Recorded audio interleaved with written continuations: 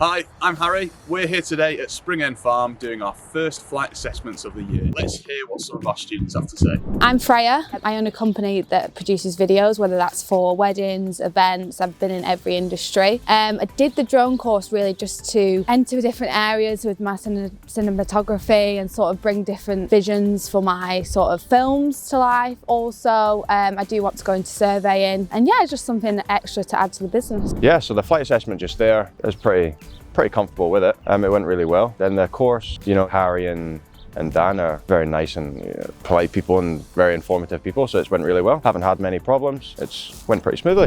My name's Neil Dempsey from Glasgow and operate from a company called Nord Drone Solutions. Well, we were going to look into the building services industry. We'll be looking to do roof inspections, thermal imaging surveys, and also topographical surveys as well, using the M300 that we have in our stock. Yes, I think the course was excellent. In terms of the flight assessment, was very good as well. The instructor was extremely knowledgeable. Seeing the drones going up with Lowland Rescue and North Wales Police, I felt there's something I could help out doing there, and approached a couple of companies, come to COPTRZ in the end, and they support me all the way through to get the Enterprise Advanced. The support has been spot on all the way through.